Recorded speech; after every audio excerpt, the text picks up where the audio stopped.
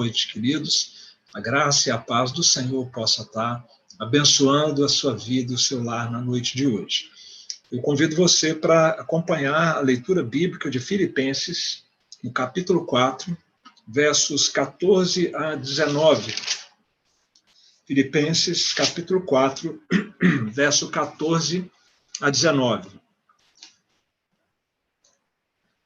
Nós estamos quase terminando a nossa série sobre essa carta bíblica de Paulo à igreja dos Filipenses, e já está no forno, já estamos ligando as máquinas aí já para a próxima série que começaremos no mês de setembro. Vamos concluir essa série agora no último domingo de agosto. E hoje nós vamos então dos versos 14 a 19. Você pode ficar com a sua Bíblia aberta ou acompanhar aqui também pela tela. Nos diz assim a palavra de Deus: é o Senhor quem fala, meus irmãos. Todavia, fizestes bem, associando-vos na minha tribulação. E sabeis também vós, ó Filipenses, que no início do Evangelho, quando parti da Macedônia, nenhuma igreja se associou comigo no tocante a dar e receber, senão unicamente vós outros.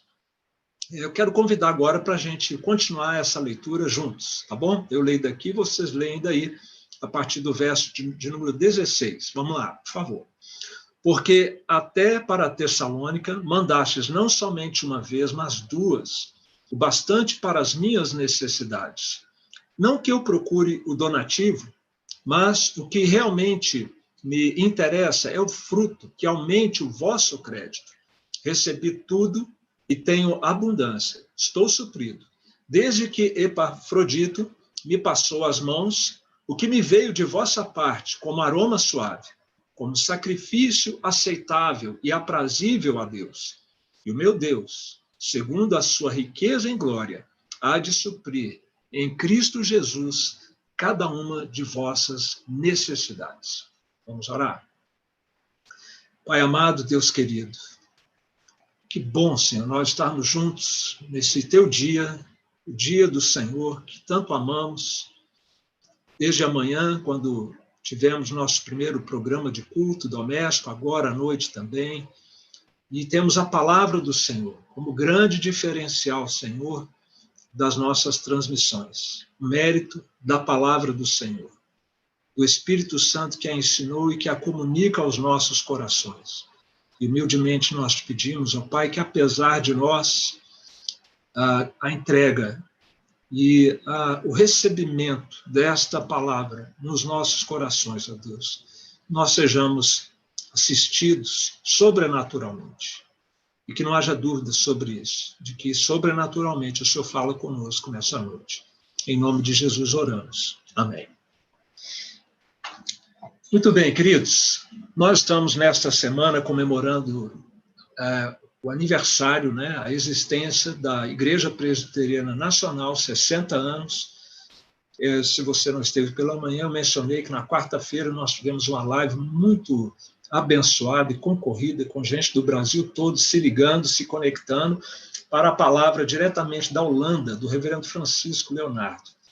Quem já ouviu falar dele dispensa maiores apresentações.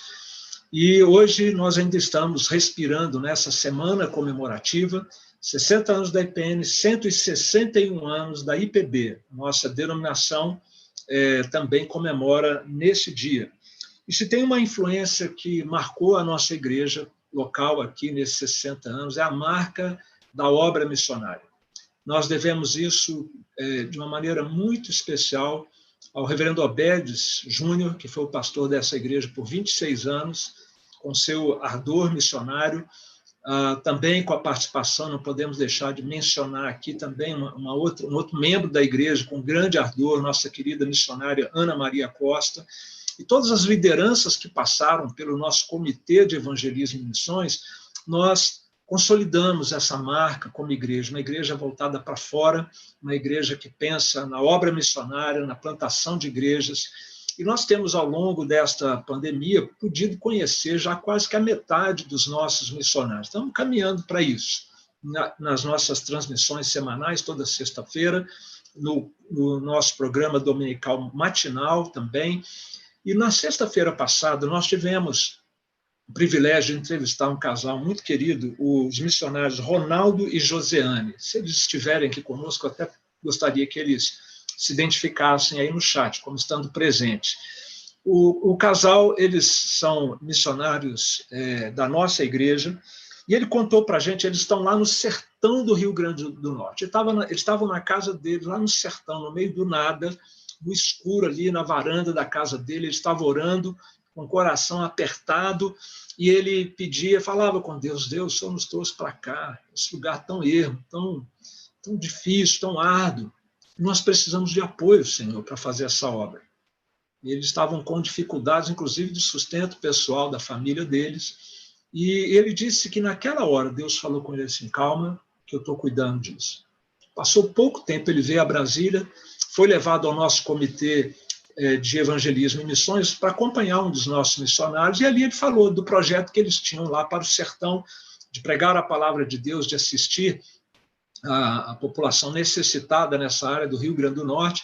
O nosso comitê se interessou e pouco tempo depois eles foram adotados como missionários da igreja, e nós assumimos uma responsabilidade espiritual sobre eles e também financeira. Isso faz 3 anos, aproximadamente. Quando ele estava contando isso, que aconteceu dessa ligação dele com a gente, ele não conseguiu, assim, foi muito espontâneo, ele começou a chorar. Um homem grande, assim, começou a chorar ali. E a esposa dele do lado, emocionada também, e ele disse que estava emocionado porque, ao contar essa experiência, ele lembrava daquela conversa que ele teve lá atrás e como Deus foi providencial através da nossa igreja para abençoar a vida desse casal. Por que eu estou contando isso, meus irmãos? Porque o texto bíblico de hoje fala de uma experiência muito parecida, só que do apóstolo Paulo, não com a IPN, mas com a IPF, aliás, a IPF não, né? Com a igreja cristã lá de Filipenses, ou de Filipos, né? Os crentes filipenses. Uma experiência muito parecida, que está registrada de Paulo no comecinho da carta aos Filipenses, capítulo 1, versículos 3 a 5, Paulo diz assim, dou graças ao meu Deus por tudo que recordo de vós, fazendo sempre com alegria súplicas por todos vós, em todas as minhas orações, pela vossa cooperação no Evangelho, desde o primeiro dia até agora. E esse primeiro dia que Paulo faz menção, e até agora é um intervalo de tempo de 10 anos, ele podia continuar contando com apoio, carinho, orações, inclusive financeiro, por parte da igreja de Filipos. Foi brincadeira isso aqui, gente. Bom, se o Ronaldo e a Josiane estiverem aqui, mando um abraço para eles. Eles não são presbiterianos, eles são batistas. E a nossa igreja tem esse compromisso, uma visão de reino. Se é para Cristo, nós estamos juntos. Tudo para Cristo, tudo pelo reino. E nós temos várias parcerias no nosso comitê que não são presbiterianas, embora a maioria seja como é esperado que seja, não é verdade? Então, meus queridos, nós estamos cooperando com o Evangelho. Eu, você, toda a igreja, cada família, cada membro da igreja, o nosso comitê, se nós nos importamos com a obra missionária, com o reino de Deus, nós estamos cooperando. Se nós contribuímos, nós estamos cooperando. Se nós oramos pelo avanço do reino de Deus, se nós telefonamos para alguém conhecido nosso, para compartilhar a palavra de Deus, se convidamos para vir assistir uma live ou um programa como esse, que mais tiver ao nosso alcance, se nos empenhamos para que a palavra de Deus seja semeada, para que haja frutos dessa palavra semeada. Então, nós estamos entendendo o princípio espiritual que esta passagem bíblica tem a nos relembrar no dia de hoje, nesta noite, que o cristão tem o dever de participar do avanço do reino de Deus. E, embora seja nosso dever, enquanto o reino de Deus vai avançando, enquanto Jesus vai sendo exaltado, nós vamos sendo abençoados. E o texto bíblico fala de bênçãos que nós recebemos quando nós temos esse tipo de interesse, de engajamento, de participação no avanço do reino de Deus. E eu quero compartilhar, então, com vocês as bênçãos deste envolvimento, com a obra do Senhor. E a primeira delas, que Paulo enuncia aqui nessa passagem bíblica, e, na verdade, é o Espírito Santo nos ensinando e falando ao seu coração e ao meu nessa noite, é que quando nós assim nos envolvemos, nós recebemos crédito diante de Deus, pela cooperação no reino de Deus. Paulo usa explicitamente esta palavra, crédito, e nós vamos entender o que é isso aqui. A carta de Filipenses está para terminar. E Paulo deixa, então, para o final, depois de ter mencionado lá naquela primeira passagem que eu li do primeiro capítulo, a cooperação deles, ele mencionou de maneira mais geral, agora ele de uma maneira específica, ele vem agradecer a este envolvimento, esta cooperação na forma de donativos para o apóstolo Paulo. E ele, então, está apreciando a generosidade daquela igreja, reconhecendo que a iniciativa deles foi muito boa, que nos faz lembrar, inclusive, um episódio paralelo, quando Maria de Betânia quebra um perfume caríssimo e usa aquele perfume sobre a cabeça e os pés de Jesus, ela é repreendida por estar desperdiçando aquilo, e Jesus disse, não, ela fez uma ação muito boa. É o que Paulo está dizendo, envolver-se na obra de Deus, inclusive na área financeira, é uma iniciativa muito boa. Ele parabeniza a igreja por isso, quando nós nos importamos pela causa do Evangelho, nós vamos fazer algumas coisas parecidas, sabe? Nós vamos ajudar os pobres, vamos apoiar os pregadores, e ao fazermos isso, nós estamos manifestando a nossa comunhão como corpo de Cristo. Então, o apóstolo diz assim, no verso 14, todavia fizestes bem, associando-vos na minha tribulação. A palavra associando aqui, ou associando-vos, é uma palavrinha muito conhecida da gente, que toda a igreja já ouviu falar e tem carinho por ela, a palavra koinonia, que tem a ver com a comunhão, esses laços fraternos que nos unem. Paulo está dizendo, vocês manifestaram comunhão comigo na minha tribulação, na minha necessidade. E no verso 15 ele menciona de novo essa palavrinha grega, koinonia, quando ele diz assim, no início do Evangelho, quando parti da Macedônia, nenhuma igreja se associou comigo, nenhuma igreja teve comunhão comigo no tocante a dar e receber, senão unicamente vós outros. Comunhão na tribulação, comunhão nas necessidades. Isso reforça e torna mais fortes os laços que nos unem uns aos outros. Provérbios 17, na NVI, nos diz assim, o amigo ama em todos os momentos, é um irmão na adversidade. Era o que Paulo sentia em relação àquela igreja, é o que nós precisamos ser de uns para com os outros, e que os nossos missionários precisam sentir que nós somos para com eles. Eu tenho reforçado isso em cada entrevista. Contem conosco. Nós estamos juntos de vocês. Nesse momento difícil, de pandemia, a gente quer saber se vocês estão bem. Nós estamos levantando recursos para que não falte o nosso compromisso com vocês. E é isso que tudo que estamos falando aqui tem a ver. No contexto de Paulo, especificamente, ele menciona aqui que a igreja de Filipos esteve envolvida com eles desde o início do Evangelho. A que é que Paulo está se referindo quando ele fala assim, ó Filipenses, que no início do Evangelho, quando parti da Macedônia, ele está se fazendo referência à sua viagem, à sua segunda viagem missionária. Ele fez a primeira com Barnabé, na segunda, Barnabé foi com Marcos e ele foi com Silas, ou Silvano, como às vezes ele é mencionado, essa dupla, né? Eles foram juntos na segunda viagem missionária. E ali, essa foi uma viagem de pioneirismo, porque Paulo intencionava adentrar para a Ásia e o Espírito Santo lhe encaminhou para a direção oposta. Ele queria ir para leste e o Espírito falou, vai para o oeste, vai por mim, que é por ali que nós vamos espalhar o Evangelho. Então, Paulo, nesse momento em que ele muda a rota dele, ele põe o pé na Europa, ele está dando cumprimento ao programa diretor da missão da igreja que o Senhor Jesus estabeleceu. Jerusalém, Judeia, Samaria, confins da terra. Paulo estava avançando para os confins da terra. E ele teve uma visão, Deus lhe deu uma visão.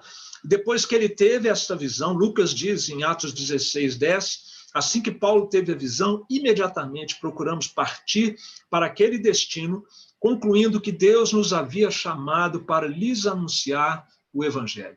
E aí, sabe qual é a primeira cidade que eles pisam na Europa e pregam o evangelho? Filipos. Sabe quem se converte ali, você se lembra? A primeira conversão, uma mulher, Lídia, que participava de um grupo de oração. Era uma mulher temente a Deus, embora ainda não fosse nascida de novo, como tem muita gente religiosa, mas que ainda não tem a experiência do novo nascimento, intimidade com Deus.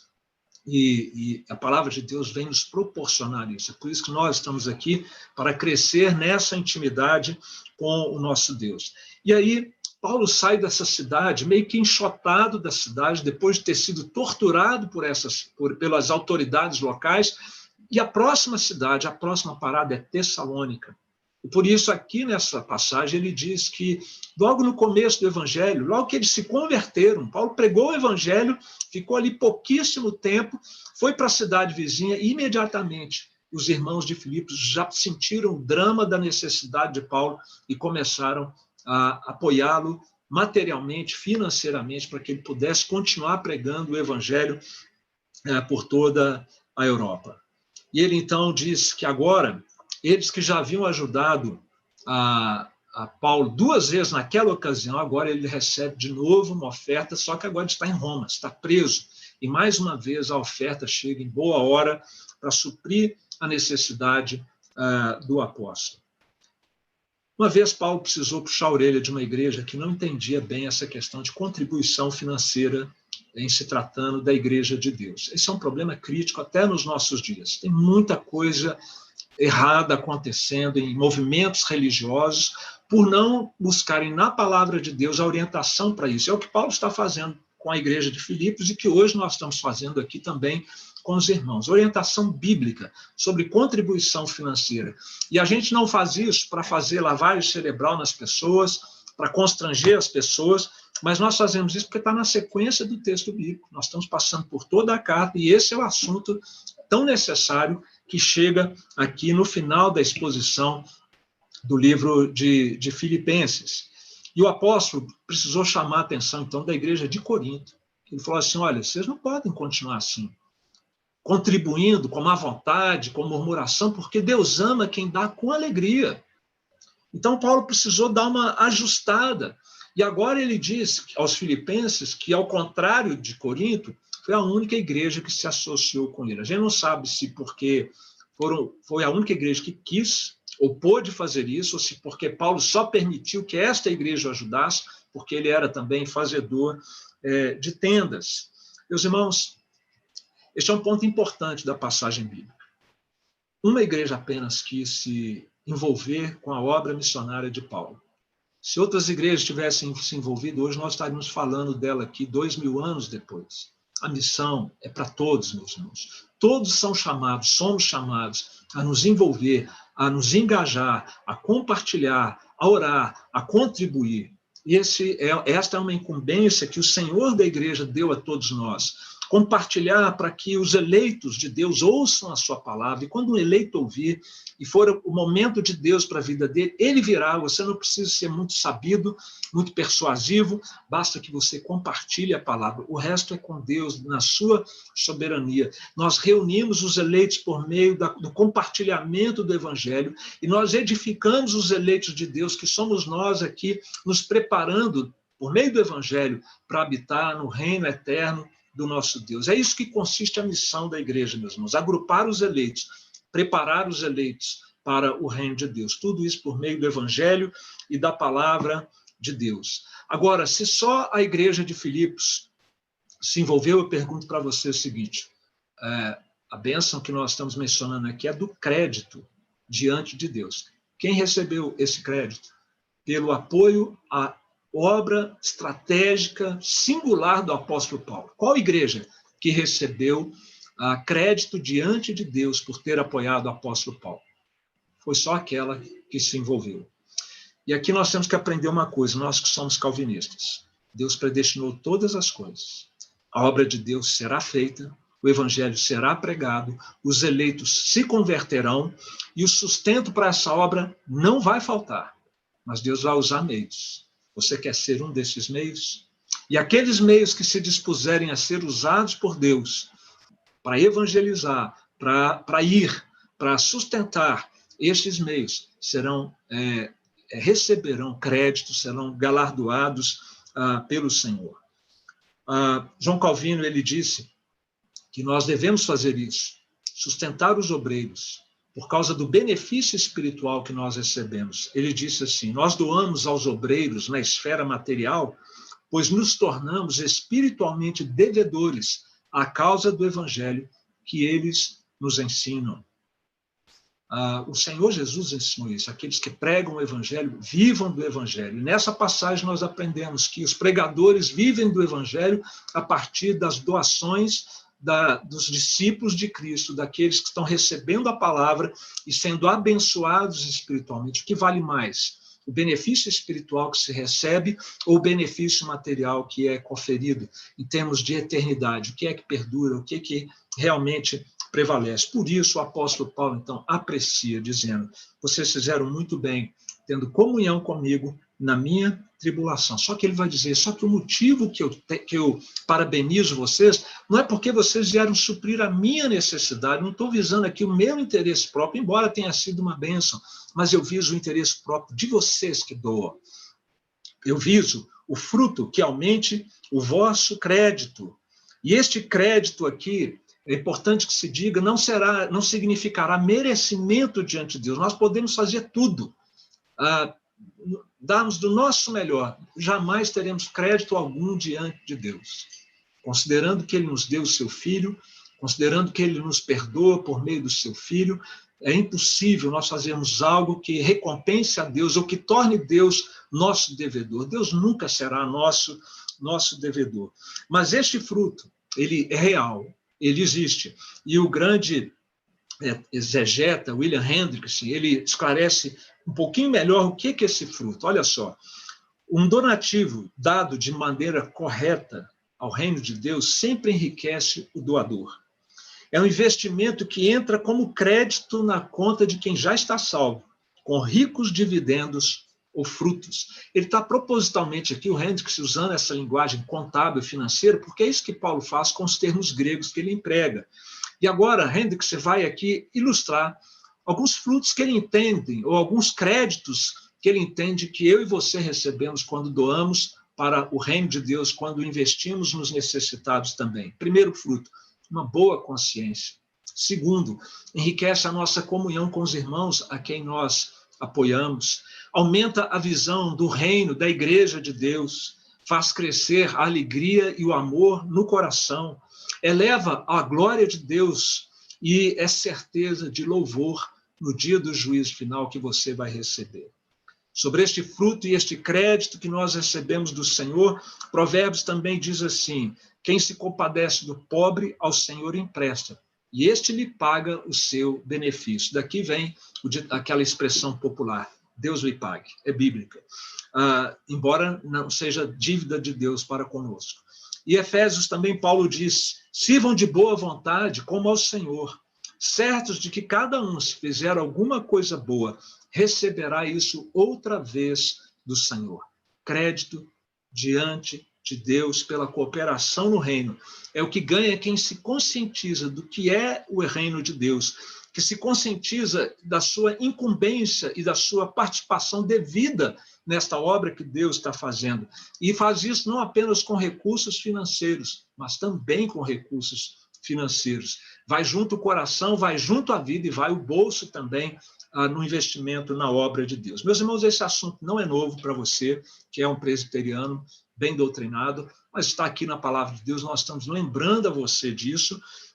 Dinheiro é um assunto espiritual e a gente trata desse assunto com base na consciência cristã e não na pressão de liderança de igreja. Você nunca viu nessa igreja pressão sendo exercida sobre você. Eu fico pensando o que está acontecendo agora com esses movimentos religiosos que sempre viveram de pressionar os fiéis e, me perdoe a palavra, extorquir financeiramente deles com base em falsas promessas, em falsos ensinos. Eu fico imaginando como devem estar passando aperto nessa hora em que não podem se reunir e exercer essa pressão. E, maravilhosamente, eu posso testemunhar para os irmãos, conversando com os meus colegas pastores presbiterianos de diversas igrejas, que o que nós temos visto nas igrejas presbiterianas, que não apelam, mas que ensinam e contam com a consciência do crente nessa área financeira, é que não tem havido grandes perdas financeiras na arrecadação das igrejas. Alguns dizem, inclusive, que tem aumentado. E isso é um testemunho que nós podemos dar também na IPM. Nunca recebemos tantas ofertas para o Maná Fraterno em um único ano como estamos recebendo. Isso possibilitou que só da pandemia para cá nós pudéssemos doar 1.500 cestas no Distrito Federal e no Piauí. Eu me refiro aqui ao Maná Fraterno e também aquilo que nós estamos fazendo com cestas lá no sul do Piauí, na nossa ponte social. Também nunca recebemos, num único ano, em poucos meses, o que o Comitê de Evangelismo e Missões tem recebido para apoiar os missionários que estão tendo perdas financeiras por causa da desvalorização da nossa moeda frente à moeda estrangeira. Meus queridos, você já tem estado conscientizado do que é a obra de Deus? Agrupar os eleitos, edificar os eleitos, e que você tem um papel intransferível nesta obra de Deus. Eu pergunto também se você, além da consciência, se você está obedecendo com alegria no coração a este mandato, a esta missão que Deus lhe incumbiu. E eu pergunto também, confere aí, por favor, o saldo da sua conta. Mas eu me refiro ao saldo da sua conta espiritual, pela maneira como você tem se engajado e se envolvido no reino de Deus. Vamos a uma segunda bênção, meus irmãos, em relação ao nosso envolvimento com o reino de Deus. É a bênção do prazer divino pela generosidade cristã. Mas parece que é uma bênção para Deus e não para nós. Olha, se nós nos envolvemos na obra de Deus, nós teremos o privilégio de saber que nós estamos agradando o coração de Deus. Isso é muito bom para nós, sabe por quê? Até outro dia nós éramos inimigos de Deus, e era uma inimizade mútua, da parte de Deus para conosco e da parte nossa para com Deus. Claro que por iniciativa nossa, não a de Deus. E antes você que vivia em inimizade mútua com Deus, agora você tem meios de agradar o seu Deus. E esta é uma das maneiras que o apóstolo Paulo está ensinando. No século XIX, havia um jogador de cricket na Inglaterra, muito famoso, jogou pela seleção nacional, e ele era de uma família riquíssima e resolveu ser um missionário. O nome dele era Charles Thomas Studd, tá? Ou Studd. E esse crente, ele foi considerado um dos 7 de Cambridge, porque 7 homens, servos de Deus ali em Cambridge, atenderam ao desafio de Hudson Taylor e foram trabalhar como missionários na China. E Studd, ele doou a sua vida toda à obra de Deus. E ele doou, inclusive, a herança da família riquíssima dele, porque quando ele recebeu, ele doou isso para a obra de Deus. E sabe o que Charles Studd disse certa vez? Se Jesus Cristo é Deus e morreu por mim, então nenhum sacrifício que eu fizer será grande demais para ele. Olha como a mentalidade de Charles Studd era similar à mentalidade dos filipenses. Doaram uma vez para Paulo, quando ele saiu de Filipenses e foi para Tessalônica. Doaram 2 vezes, quando perceberam que ainda havia necessidade. Isso está no versículo 16 aí, se você estiver com a Bíblia aberta. Houve uma terceira doação que eles fizeram para Paulo, que a gente tem um registro dela, que foi para quando Paulo estava em Corinto. Isso está lá registrado em 2 Coríntios 11, 8 e 9. E agora uma 4ª doação. Essas 4 nós temos registro, fora outras que podem ter acontecido. Agora Paulo no cárcere, cheio de necessidades, numa situação crítica que ele estava vivendo ali, e ele diz, eu recebi o bastante, eu recebi com abundância, eu estou suprido, eu fui abençoado pela generosidade de vocês. Só que essa oferta feita generosamente para Paulo, o texto bíblico diz, desta noite, que repercutiu em outro lugar, diante de outra pessoa, no céu, diante de Deus, como um aroma suave, como sacrifício aceitável e aprazível ou agradável a Deus. Está no verso de número 18 onde nós encontramos aqui, então, este princípio de que nós somos abençoados por dar prazer e contentamento ao coração de Deus quando nós somos generosos. Essa terminologia que eu acabo de mencionar do verso 18 é uma terminologia que, se você ler a Bíblia, você sabe que é referência ao Antigo Testamento. O holocausto, né, do cordeiro, ele era queimado e você fazia um churrasco ali do cordeiro e aquele cheiro bom de churrasco subia como um aroma agradável e aceitável diante de Deus. Não que o cheiro da carne em si fosse o que Deus estaria apreciando. O cheiro bom, aquele perfume gastronômico, vamos dizer assim, ele era símbolo do que realmente agradava a Deus.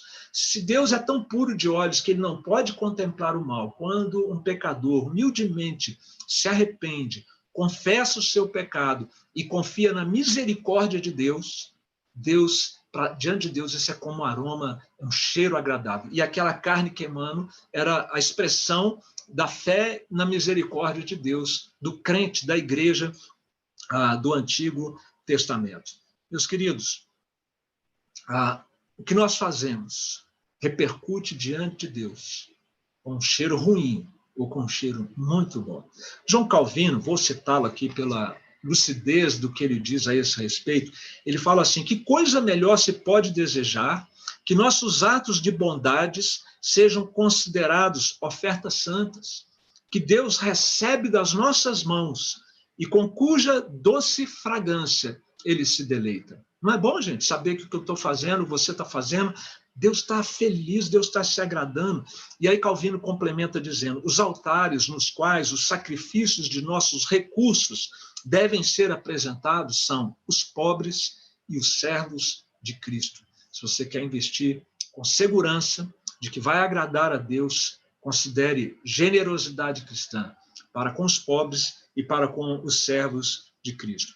E é interessante que essa mesma terminologia que fala do que nós fazemos de bom e que agrada a Deus, não para comprar a salvação, mas nos diz que Cristo fez por nós, exatamente porque não podemos comprar, não tem como comprar a nossa salvação, Cristo comprou por nós. E o que ele fez, olha como Efésios 5:2 nos diz: Cristo nos amou e se entregou a si mesmo por nós, como oferta e sacrifício a Deus em aroma suave. Percebe? Os mesmos termos para descrever os feitos de Cristo e os nossos feitos. E agora eu vou juntar essas expressões bíblicas com o que Charles Studi falou. Olha como ficaria. Se Jesus Cristo é Deus e se entregou a si mesmo por nós, como oferta e sacrifício a Deus em aroma suave, então nenhum sacrifício que eu fizer como aroma suave, como sacrifício aceitável e aprazível a Deus, será grande demais para ele. É porque Cristo agradou ao Senhor, se sacrificando e me dando a salvação, é que eu também vou realizar os meus sacrifícios espirituais, não para pagar, não para comprar, mas em gratidão por aquilo que Cristo fez por nós. Meus queridos, uma última passagem que também faz uso dessa terminologia que eu vou mencionar aqui, está lá em Romanos 12:1, quando nos chama a uma vida de santidade. Paulo diz assim: rogo-vos, pois, irmãos, pelas misericórdias de Deus, que apresenteis o vosso corpo por sacrifício vivo, santo e agradável a Deus, que é o vosso culto racional. Somos chamados, então, usando a mesma terminologia, a colocar a nossa vida como um todo em sacrifício agradável a Deus. E agora, quando você combina essas passagens todas, a gente aprende que, embora nós sejamos chamados a uma vida de santidade em todas as áreas, a vida financeira nossa, e como nós usamos os nossos recursos, inclusive em relação aos necessitados e ao reino de Deus, faz parte desse apresentar-se a Deus como um sacrifício, faz parte da busca por contentamento e alegria ao coração de Deus. Prazer divino com a nossa generosidade é o que ganha quem se conscientiza de que há uma obra em andamento e que nós somos chamados a nos envolver nessa obra. E mais do que conscientizas, faz algo a respeito. Se doa seu tempo, doa sua vida, doa seus recursos financeiros. Queria perguntar para o meu querido, se você, minha querida irmã, se você tem vivido de maneira digna, procurando agradar a Deus, frutificando em toda boa obra, inclusive na generosidade cristã. Qual é a prioridade sua em relação às suas rendas? Sua prioridade é agradar você mesmo e a Deus de jeito nenhum, ou se der. Muitas vezes é por isso que o nosso padrão de consumo é excessivo, porque nós estamos querendo agradar nós mesmos, satisfazer nossas vontades. É por isso que, lamentavelmente, muitas vezes ficamos endividados, porque o nosso objetivo não é agradar a Deus, mas é agradar a nós mesmos. Temos sido, meus queridos, fiéis nos nossos dízimos ao Senhor? Tem havido espaço no coração e no orçamento para a generosidade cristã, como, por exemplo, apadrinhar crianças, doar para o Maná Fraterno, apoiar nossos missionários que trabalham e pregam a palavra de Deus? É tempo, meus queridos, nesse momento de crise mundial, inclusive na área financeira, é tempo de nós repensarmos a maneira como nós se estamos agradando a Deus na maneira como nós usamos, gastamos o que recebemos. Paulo diz isso, quanto a dar e receber. E se Deus tem nos dado, se temos recebido, nós temos que pensar em como nós temos gastado o nosso recurso. E por último, meus irmãos, uma terceira bênção de você estar consciente e se envolvendo com a obra do reino de Deus das mais diversas maneiras, inclusive na área financeira. Deus promete aqui, como bênção, a provisão divina para as nossas necessidades pessoais. E o meu Deus, segundo a sua riqueza em glória, há de suprir em Cristo Jesus cada uma das vossas necessidades. Está em Filipenses 4, no verso 19. Paulo, depois de falar em dar, donativo, receber, abundância, crédito, necessidades, pobreza, como ele menciona no verso 11, agora ele vai falar de riqueza, e é uma riqueza especial, a riqueza de Deus, uma gloriosa riqueza de Deus. E uma promessa é feita para aqueles que podem ter com Deus um relacionamento a ponto de chamá-lo de meu Deus. Deus não fará isso, que está dito aqui, indistintamente por toda a humanidade. Ele fará isso por aqueles que o chamam de meu Deus. E se alguém chama a ele de meu Deus, sem ter entregue a sua vida a Jesus, sem ter nascido de novo, pode ter certeza da recusa e da rejeição diante de Deus. Ele não é o seu Deus. Porque para que Deus seja nosso Pai, para que ele de fato possa cumprir a promessa lá do Antigo Testamento, eu serei o seu Deus e vocês serão meu povo, só tem um caminho, que é o Senhor Jesus Cristo. Mas se você já está nesse caminho, se você já nasceu de novo, você pode contar com a promessa de que o seu Deus vai suprir em Cristo Jesus as suas necessidades. Mas há um motivo para isso. Você não pode fazer igual caixinha de promessa antigamente, né, que você tirava o versículo totalmente fora de contexto, porque o contexto aqui está dizendo, olha, você supriu a necessidade do missionário, da obra de Deus, Deus vai suprir a sua necessidade. Você proporcionou abundância àqueles que labutam com dificuldades na obra de Deus, Deus há de dar abundância também na sua vida. É em função do nosso engajamento e doação ao reino de Deus, é que Deus há de suprir com a sua riqueza, gloriosamente, de uma forma que vai nos deixar maravilhados, a sua provisão para com a nossa vida. Isso que Deus faz pelos seus filhos, meus irmãos, é o que nós chamamos na teologia reformada de a providência de Deus. Só que não é a providência geral para a humanidade toda, que ele manda sol e chuva para todos indistintamente. É aquilo que nós chamamos de a providência especialíssima de Deus para com seus filhos, para com a sua igreja. A confissão de fé no capítulo da providência diz assim, brevemente, sucintamente, a providência de Deus se estende a todos os crentes. De um modo muito especial, ele cuida da igreja e tudo dispõe para o bem dela. Você é capaz de crer nisso? Você é capaz de confiar nisso? Você sabe que tem um Deus no céu, que é seu Pai, que o adotou por meio de Jesus Cristo e que vai suprir suas necessidades. Talvez você pergunte, mas será que sempre mesmo Deus vai suprir? Olha, quando for o propósito de Deus de não suprir, você pode ter certeza também, à luz do contexto dessa passagem, que ele vai te ensinar a estar contente na fartura ou na escassez, na pobreza ou na riqueza. Você não viverá infeliz, você não viverá destruído, porque o Senhor será a sua força. Ele terá um propósito quando ele não suprir nossa necessidade. É isso que ganha Quem se conscientiza da obra de Deus, quem se incumbe, se engaja na obra do Senhor e faz isso com a sua vida, com seu tempo, com seus recursos. Você confia no Pai Celestial quanto à providência de Deus?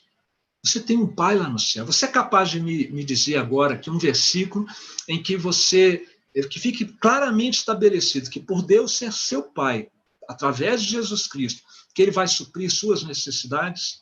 Tem um que eu gosto muito, que diz que o nosso Pai Celeste sabe que precisamos de todas as coisas. Por isso, busquemos em primeiro lugar o seu reino e a sua justiça, e estas coisas, quanto ao que comer, beber e vestir, nos serão acrescentadas. É preciso confiar no Pai. Confia mesmo. Confia e conta com a bondade de Deus para o suprimento seu e da sua família.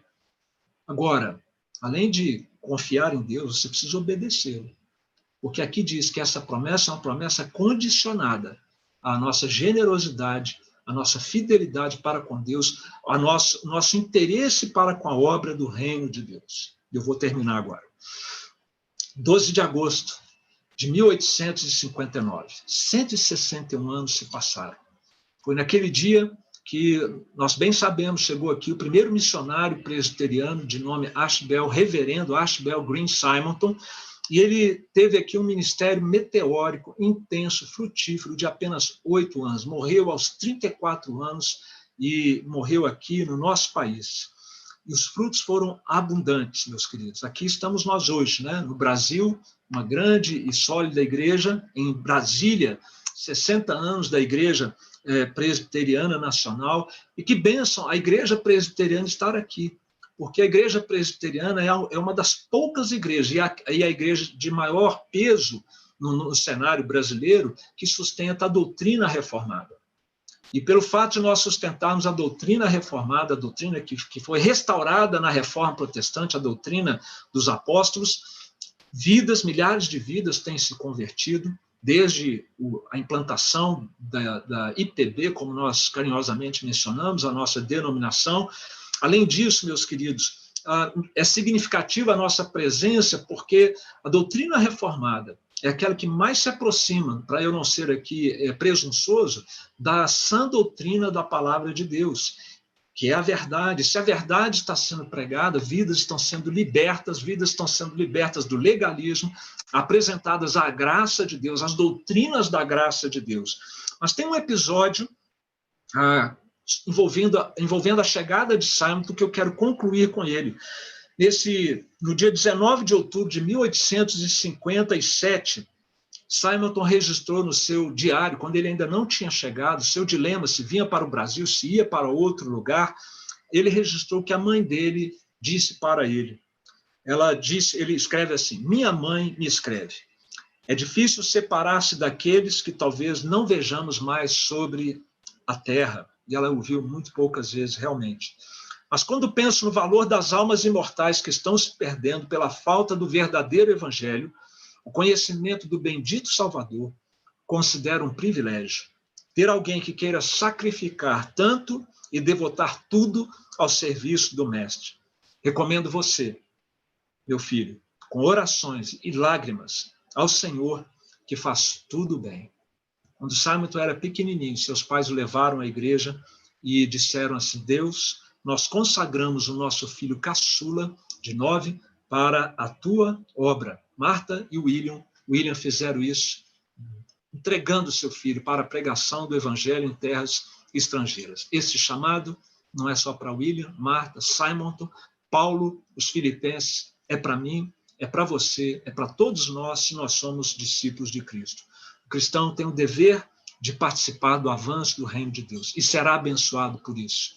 Embora Deus não tivesse nenhuma obrigação de fazer isso, teremos crédito diante de Deus com muitas bênçãos, receberemos a consciência de estarmos trazendo prazer ao coração de Deus, alegria ao nosso Deus, e teremos a provisão divina para as nossas necessidades. Que Deus o abençoe, que você, com essa mensagem, repense, cada um de nós, a nossa visão do reino e a nossa própria administração financeira dos nossos recursos.